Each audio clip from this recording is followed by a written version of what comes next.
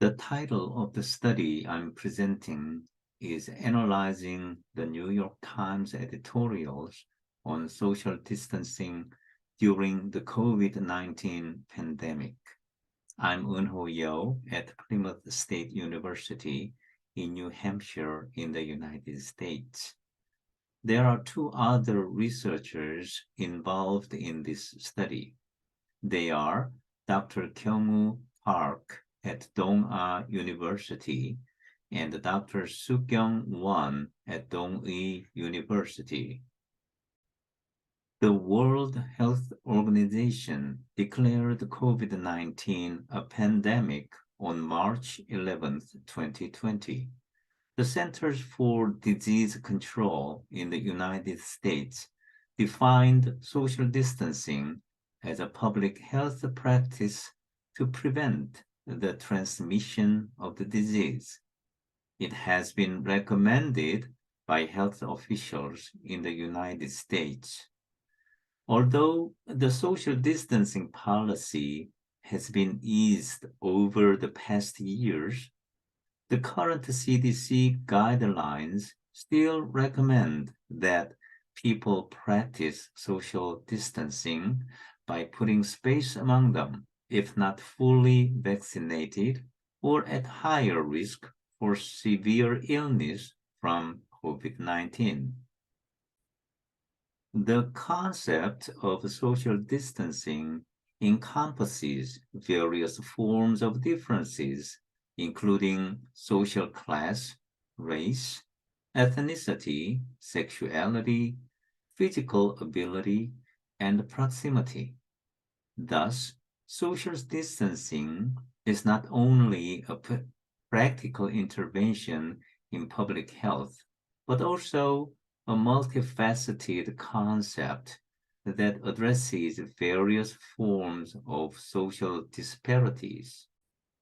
The media is a significant social institution that plays a vital role in shaping our understanding of reality. The media provides us with stories and information about society, and in the process, constructs specific interpretations of reality. When it comes to social distancing, media coverage plays a crucial role in constructing social realities by highlighting its complexities and nuances. By analyzing how the media constructs stories about social distancing, we can gain valuable insights into how the media shapes social realities. Our study focuses on exploring how the New York Times editorials depict social distancing and its social implications under COVID-19. Rather than investigating general depictions of COVID-19, this study delves into the portrayal of social distancing specifically. The main research question of this study is, how is social distancing depicted in the New York Times editorials? By examining the stories and realities presented by the New York Times editorials concerning social distancing, this study aims to uncover the underlying shape of stories implied in the media under COVID-19. As a theoretical framework, we adopted media framing. The concept of media framing is a key focus of communication studies, with a dynamic research program exploring the topic. Media framing is the process by which a communicator contextualizes a topic, such as a person, event, episode, or issue such as social distancing. The way the media approaches this issue and the dominant frames that shape the media's construction of a social reality are crucial in understanding media stories about social distancing. Analyzing the frames used in reporting on social distancing can provide insight into how the media shapes public perceptions of this practice and the social implications of their coverage.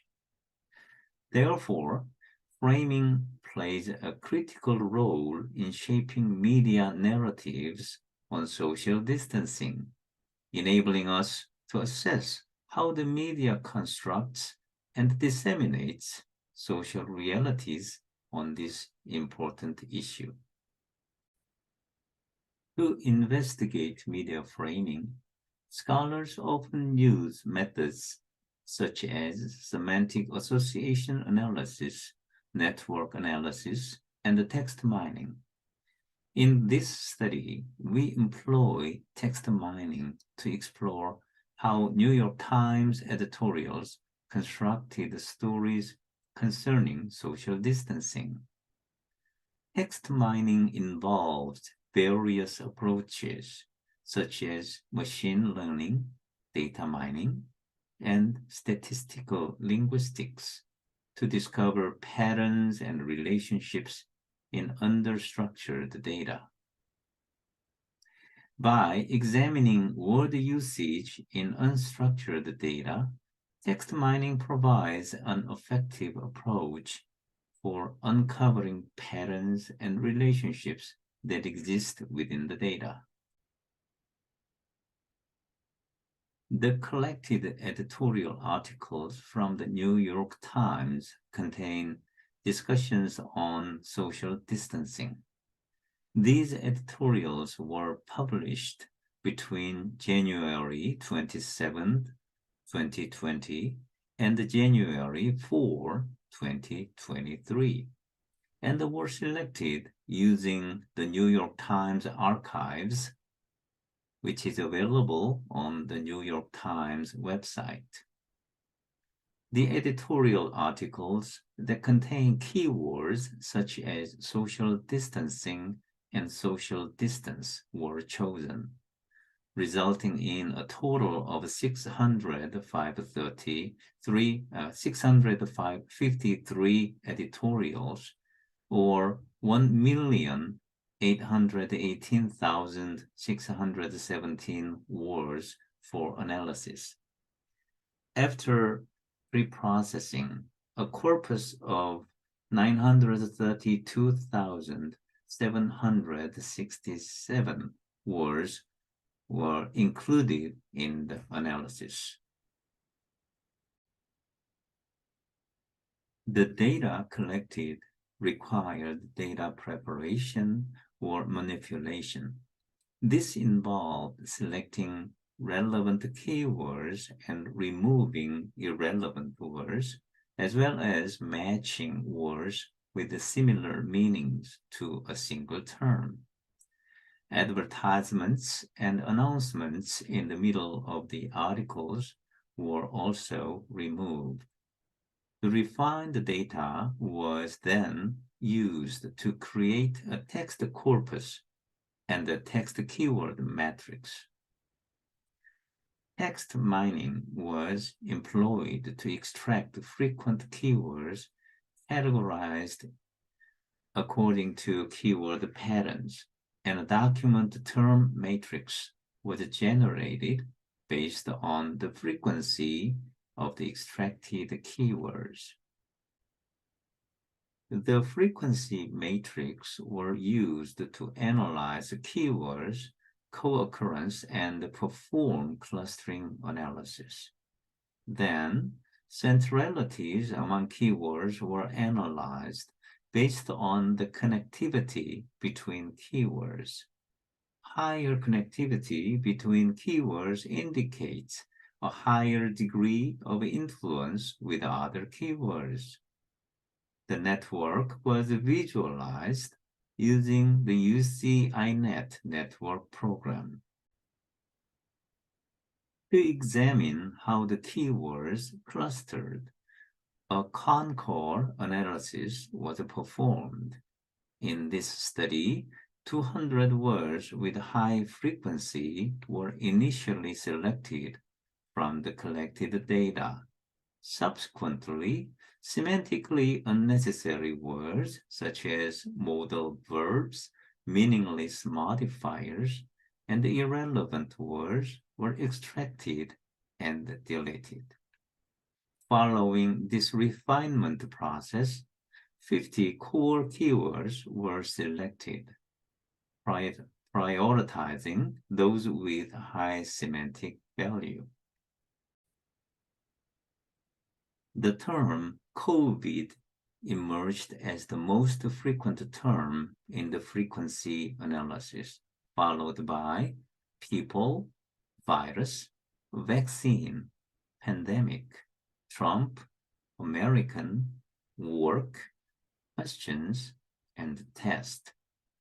The word cloud provides a visual representation of the 50 core keywords and their frequency, which indicates that the overall discussion focused on government measures to combat the spread of the disease. A document term matrix approach was employed to conduct keyword centrality analysis with the aim of identifying the nodes that constitutes the network of the top 50 keywords.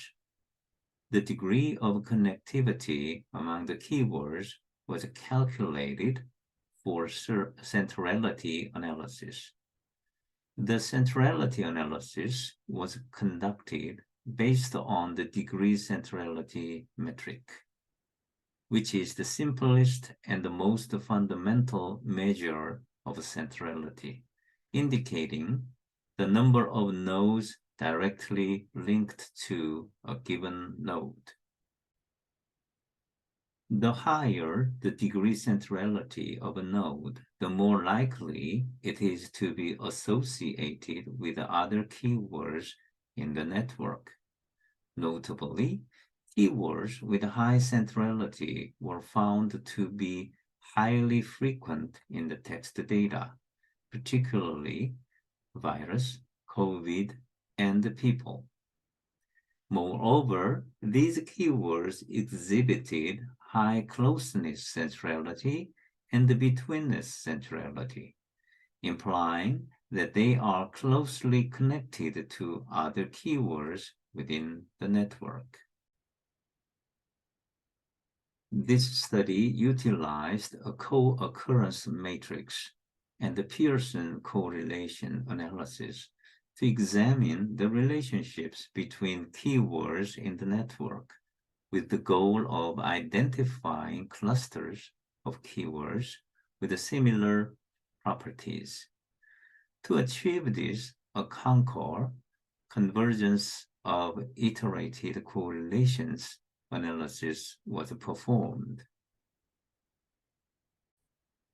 The cluster analysis yielded 4 distinct groups of keywords. Group 0, composed of 15 keywords, including Trump, available, and science, suggests that one of the major narratives was about the role of science and the political action in promoting public welfare during the pandemic. Group 1 had 13 keywords such as change, crisis, and the social distance, points to a narrative on the challenges posed by the pandemic and the significance of social distancing as a response. It is notable that social distancing belongs to the narrative of challenges of the pandemic. Group 2, comprising 12 keywords such as expert, government, and the virus, reflects a narrative about the effective collaboration and response of governments and experts to contain the spread of the virus. Lastly, Group 3, with 10 keywords such as COVID, New York, and American, highlights the stories on the impact of the pandemic on the daily lives of American citizens, particularly in the New York City area. The results of the keyword frequency analysis showed that the most frequently used term was COVID, followed by people, virus, vaccine, pandemic, Trump, American, work, questions, and test. The word cloud representation showed that the overall discussions in the New York Times editorials that contain stories about social distancing issues are focused on government measures to combat the spread of the disease. The network analysis indicates that the New York Times editorials were primarily focused on the disease itself, its impact on people, and the ways to combat it. However, reinfection was found to be a relatively independent concept, suggesting that it is less closely connected to other discussions in the editorials. In other words, the stories about reinfection are less prominent in the New York Times editorials. The results of this study provide valuable insights into how the New York Times framed social distancing during the COVID-19 pandemic. However, there are some limitations that must be acknowledged. First, this study only analyzed the editorials published in the New York Times and did not include other types of articles or media outlets. Thus, the findings may not be generalizable to other news sources or types of media. Second, the study focused solely on the keywords used in the editorials and did not analyze the content or tone of the articles themselves. Therefore, it is possible that important nuances in the framing of social distancing were missed. Third, while the centrality analysis and Concord clustering analysis used in this study are widely accepted methods for identifying the relationships among words and clusters of keywords, it is not without its limitations. For example, the results can be affected by the size and the content of the data set and the selection of keywords. Finally, the study only examined a specific media in a specific region, and the results may not be generalizable to different regions in different social and cultural environments. Future research can build on these findings by investigating how other media outlets and the public opinion shape public perceptions of pandemics and the response to such crises. Thank you for watching the presentation. If you have any comments or questions, please address them to any of the authors.